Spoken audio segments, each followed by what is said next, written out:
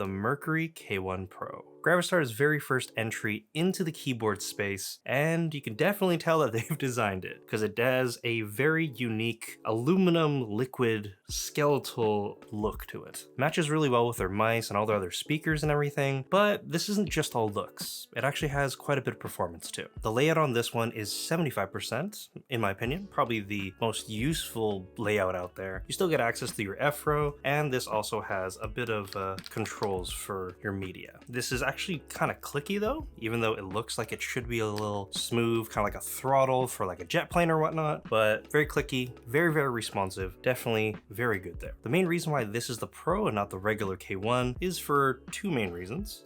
We have these adjustable feet, which are pretty neat. Has two different positions that you can put it into and adjust your typing angle. Personally, I like having it on the shorter one, not super high. There's also a little bit of ambient lighting that is found right inside each one of the legs, and it wraps around the sides and the front as well. And also on the inside, the plate that they've used, this is an FR4 plate, and the other one is a polycarbonate plate.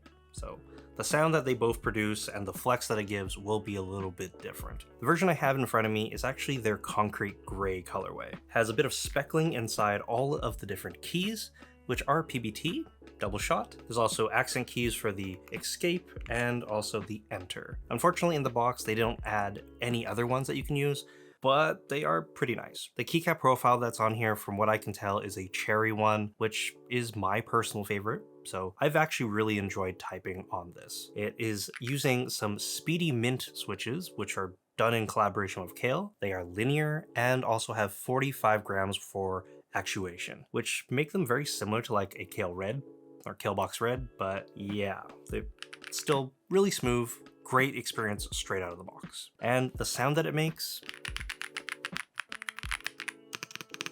it's actually pretty solid too.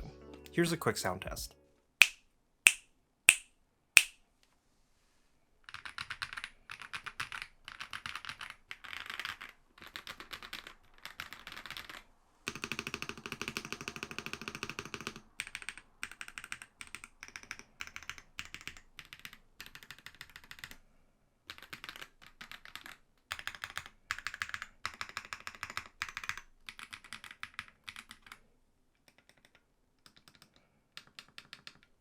In order to customize and change the lighting on this, you're going to want to use the function key, the comma, period, and also the slash.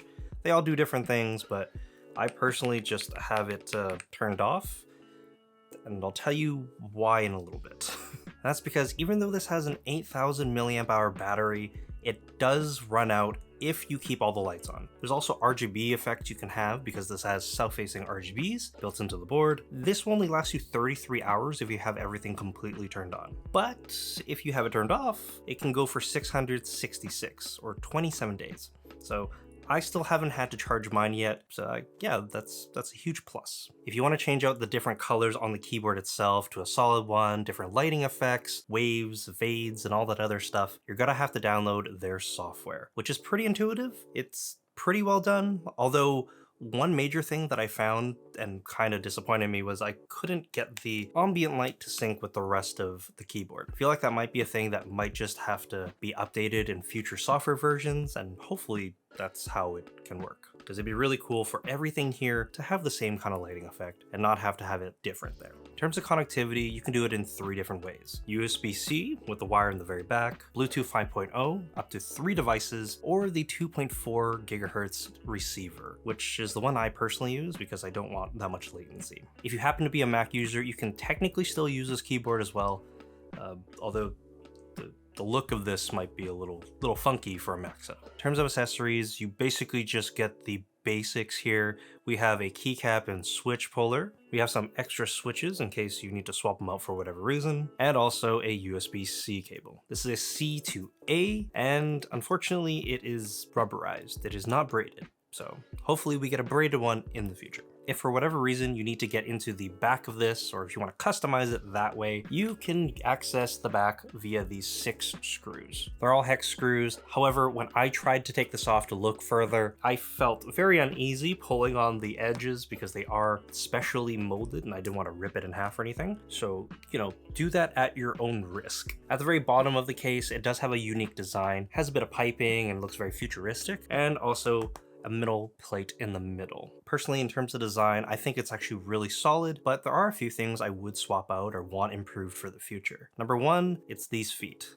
I know that they are pre-done and they also have the ambient lighting, but it'd be nice if these were somehow detachable to kind of resemble the normal K1. Number 2 would actually be the back piece right here. Now, for the price of $149, it would be nice if this was fully aluminum. This is an aluminum body, but the bottom here is plastic. I know this part is metal in the middle, which is nice. I would completely forego all the different details and other futuristic markings if we could get that instead. It would definitely add to the heft of the keyboard, but would also improve the premium feel. All in all, this is a very fun keyboard. It's definitely unique looking. And if you want to spice up your setup a little bit with some more futuristic stuff, definitely give this one a shot. I'll leave a link in the description for where you can find this, and also thanks for GravaStar for sending this out. They've also given us a 15% off code that you can use, and yeah, use DTTC15 for 15% off.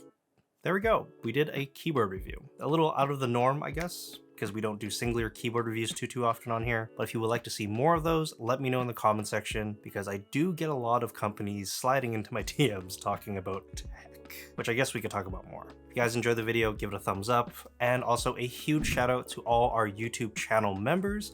Thank you all for supporting the channel that way. If you guys want to join up on that as well, I'll leave it linked in the description, and you can get some exclusive content, some badges, emojis, and yeah, you can get stuff like this a little bit earlier than everyone else. But my name is Derek, and I'll see you guys next time. Bye, guys.